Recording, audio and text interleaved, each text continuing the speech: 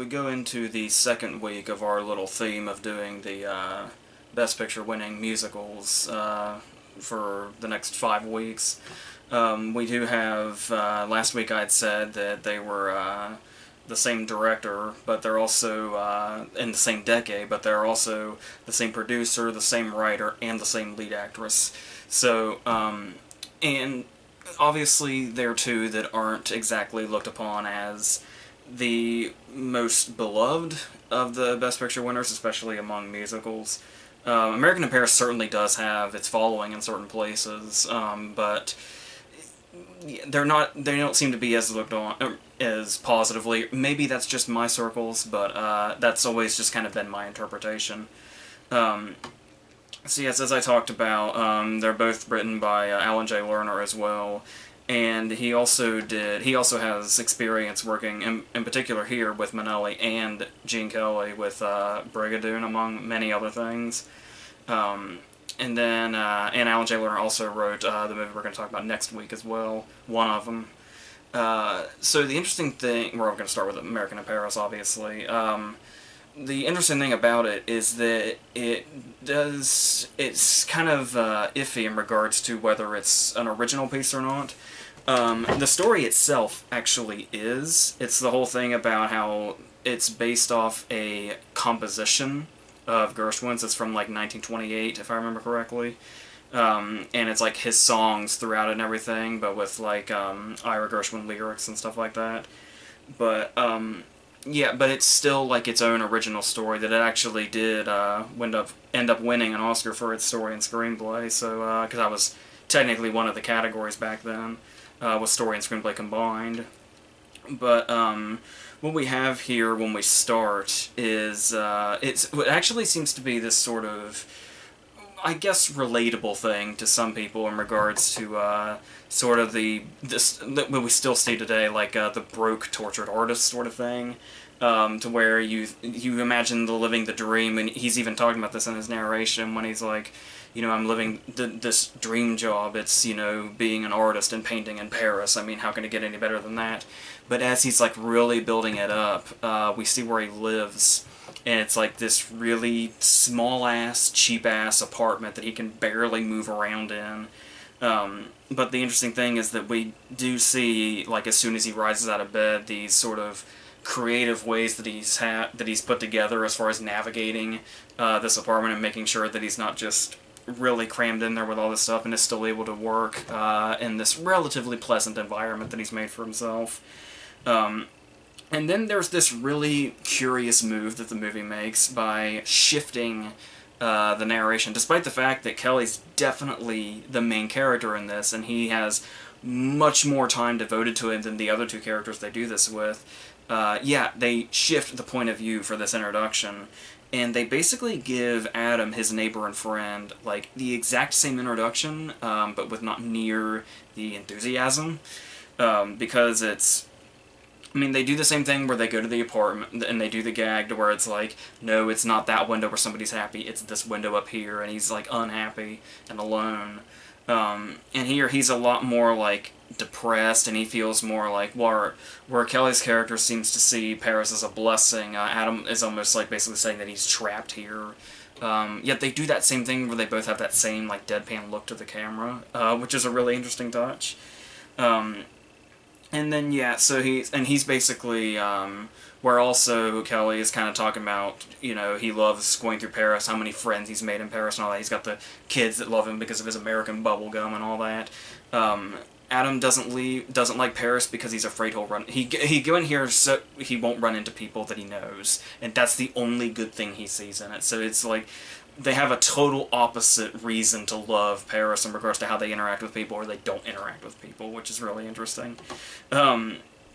But then, that's not all. There is one more point of view that we have, and that is, I'm going to call him Henry, because if I say his name correctly, it'll just sound like I'm attempting this terrible French accent, just very poorly.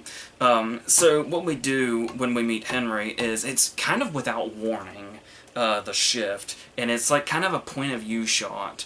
And we see basically, we're seeing all these different points of view in regards to how these guys see Paris. And with him, it's like we literally see through the eyes of somebody that's beloved in this environment, and like everybody recognizes him, unlike the other two.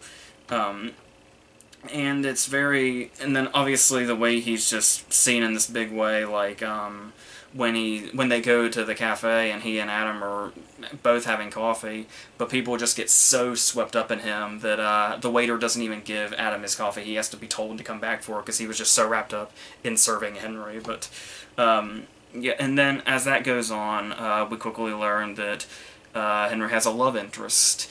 And the thing about this is that obviously many of the characters don't realize who this person is for a long time, so we get this introduction to the Leslie Caron character through, at first through Henry explaining her, and then Adam imagining who she is, but we see these little, like, dance numbers of sorts to kind of introduce her and show her through the ways that, the way he sees her and the way Adam is imagining her, and how those things differ.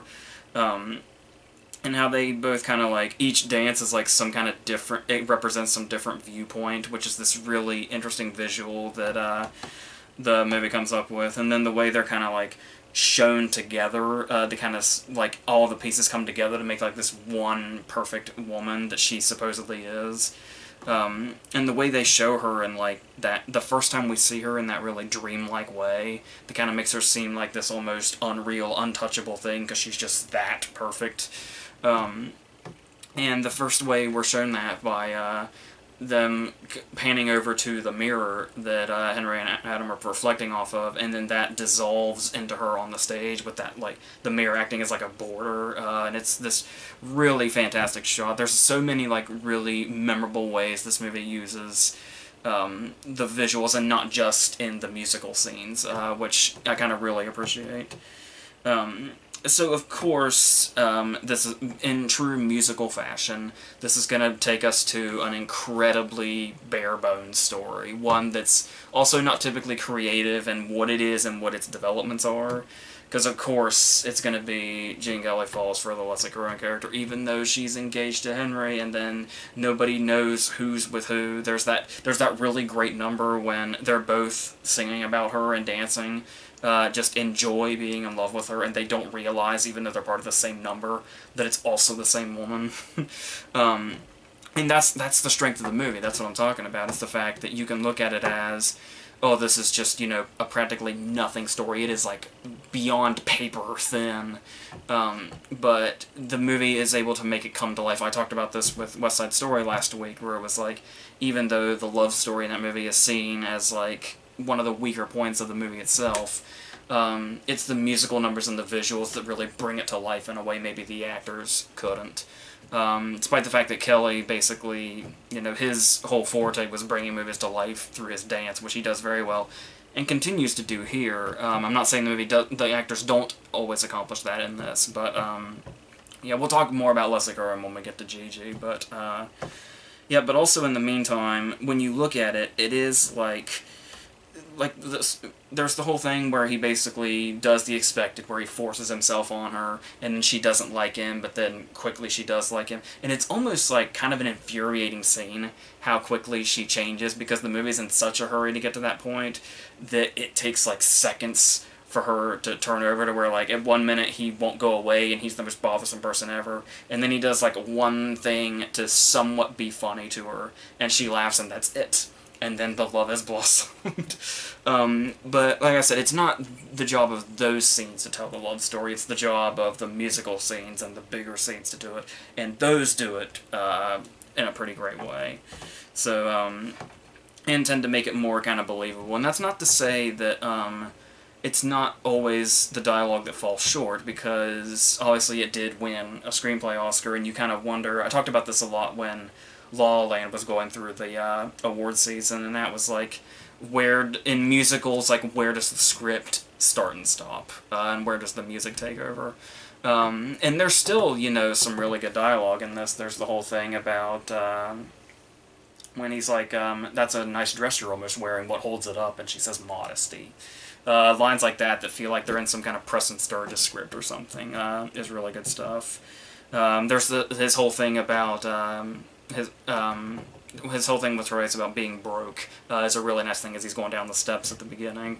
So there's definitely some good dialogue in here. It's just a matter of how the story itself progresses is kind of what the sort of unimportant aspect of the movie is, I guess, when it's not doing it through the visuals or the music.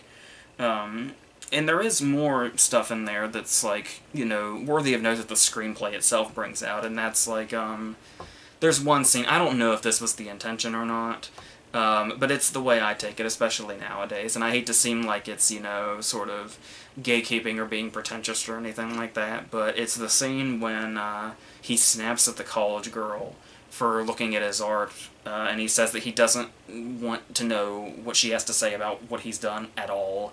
And when Nina Fox comes up and asks him about it, his response is basically that all those college kids basically come up and it's like they're just too dull and they make these profound statements that they think make them sound smart, but really you can tell that they just heard it somewhere else and they're just repeating it. They're just parroting what they've heard somebody else say. And it's like, it kind of struck me when I saw this because it's like, I feel so much, I see that so much in movie criticism too, and it is so fucking annoying. It's like when I do this, I try at my absolute best to not completely repeat what other people have said, even when I'm talking about movies that are like 60 to 70 years old, if not older. And it becomes difficult to kind of say, you know, something else, or give your own original perspective, because so many people will ultimately feel the same things. But I mean, just to just say it, just word for word from somebody else, and it's like, the fact that this movie acknowledges that, it's almost like, I want to say that it's not just talking about the criticism of art being in the movie medium. Just a part of me wants to think there's a little underlying thing there in, like, all art, and not just his paintings, and it's not just a way to make the Kelly character sound just a tad pretentious, but, so, yeah, there's that.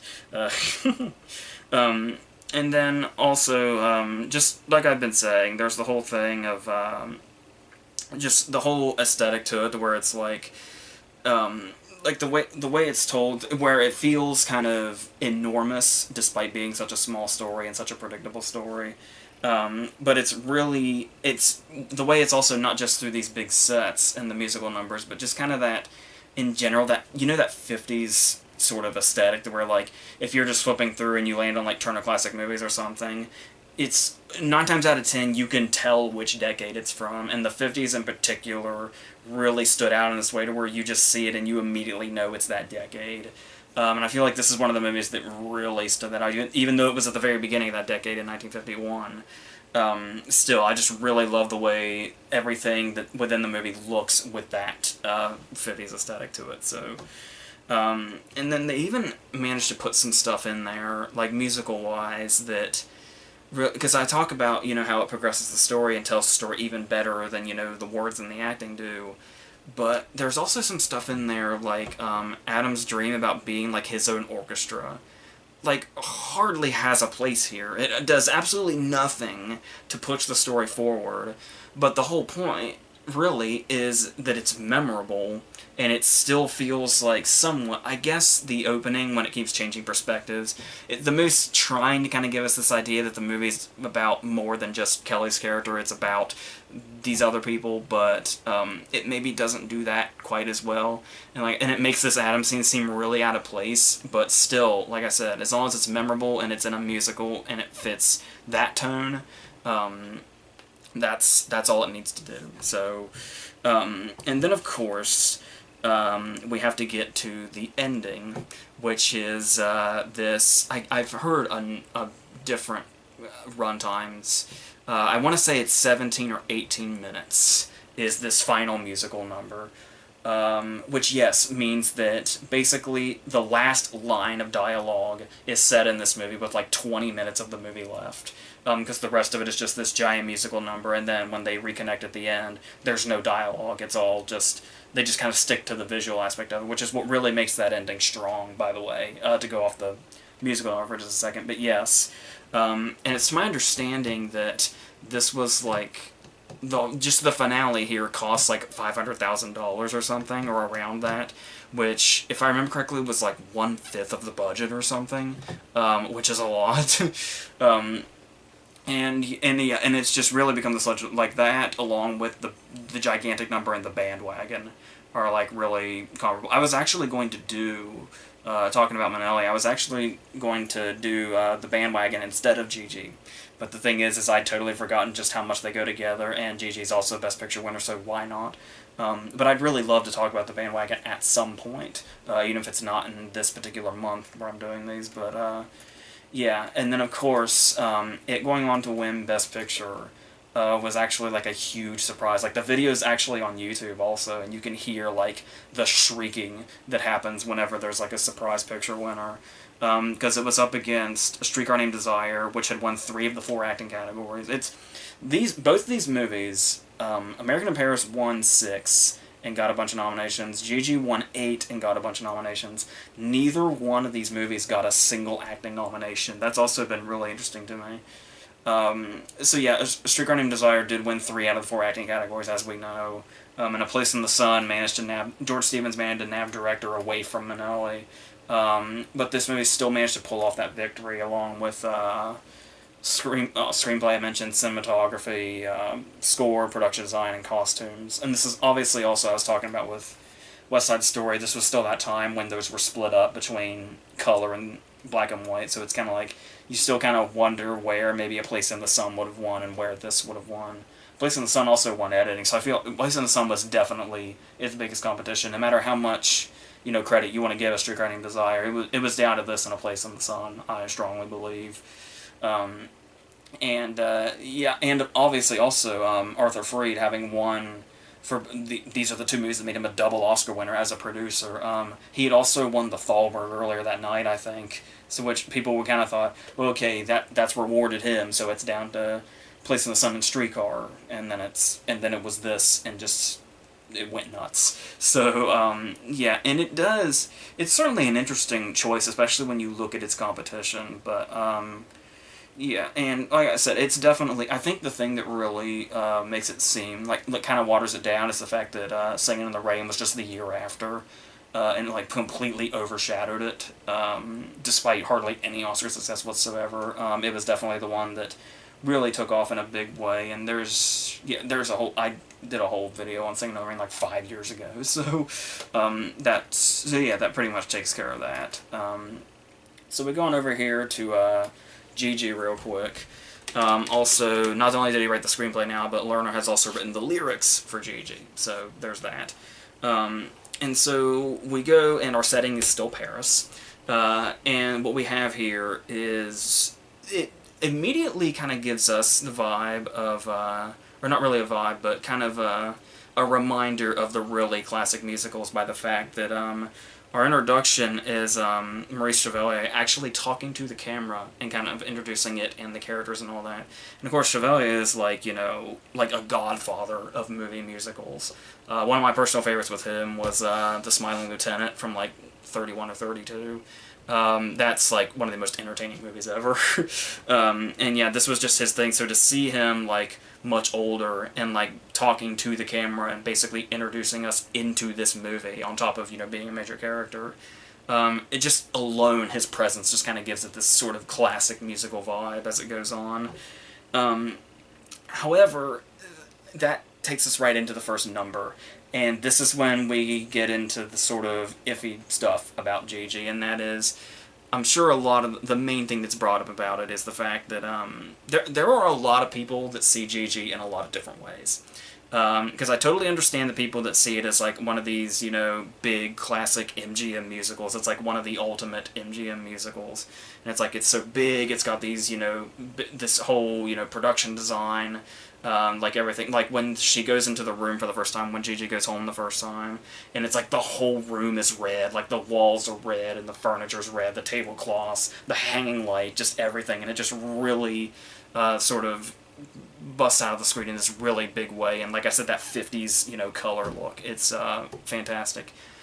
But there are also people that see Gigi as a bit of a creepy, sort of misogynistic, sort of perverse kind of movie. And that is not helped by the opening number, Thank Heaven for Little Girls, performed by Chevalier. And the thing about this is that, yeah, he's walking through and he's talking about, like, I'm a collector. I'm a collector of beautiful things, and not antiques. No, much younger things, as women walk by in front of him. And, yeah, and then that's immediately followed by the number when he's basically... I mean, you can say it's, you know, not going that route, and maybe people are picking it apart too much, but the number seems to suggest that he's saying, thank heaven for little girls, you know, they're innocent and they're cute, but oh boy, when they grow up, and it's like, oh god. And that's our opening to the movie, and that's actually kind of a tone setter throughout the whole thing. Because we mainly follow the characters, him and his nephew, played by Louis Jourdan, and that's what they do. They are womanizers, and they are proud of it, and they are known for it. They're famous for it. Like, everybody in the city knows them for this. And then to think that the center of this movie is the character of Gigi, and I think Leslie Caron was like 25 or 26 at the time they made it, but to my understanding, the movie never says it, but to my understanding that the novella that the movie's based on says that Gigi's like 15 going on 16. So, and that's where we are through the movie and what the plot is. So it's easy to understand how people could see it that way. But it's also easy to understand how people could see it as this big, lavish musical in the traditional sense. And being like one of the big, you know, monster productions that they put out.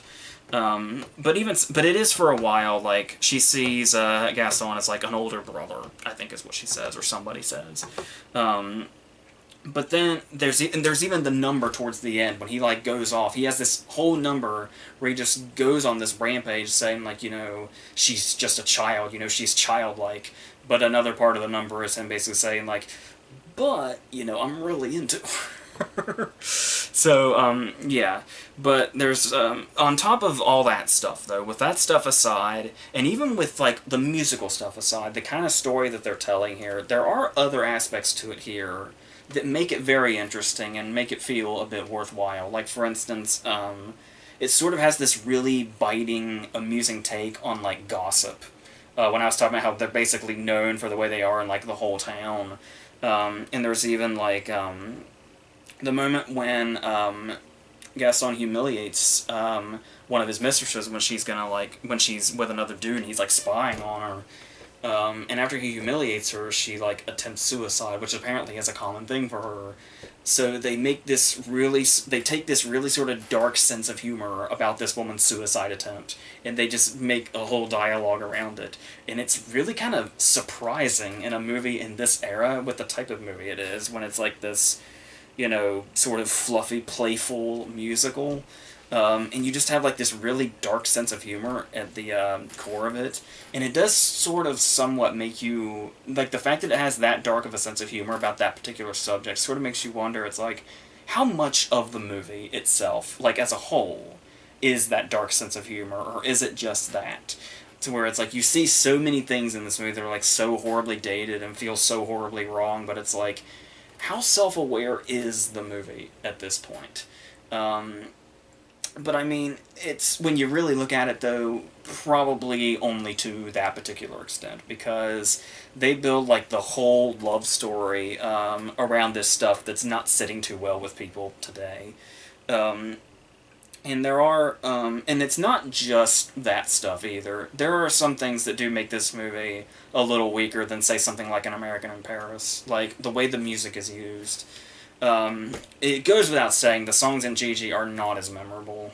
Like, that's just a given. And that may be, like, people who are big fans of the movie probably disagree, but as somebody who feels about Gigi the way I do, which is middle ground, there are certainly things about it that I do like, and there's some things that I think, really, its main problem is, there's way too many dull stretches. For a movie that's, like, so lavish and so big and so high in production value, and as a musical, from MGM no less, that's the movie's biggest crime, is that there are way too many dull stretches as we go through. And that's not just the fact that it's lacking in story, but also these musical numbers, and what they do is that, as I was saying with like West Side Story or American in Paris, the music the musical numbers and everything around them tell the story for the movie.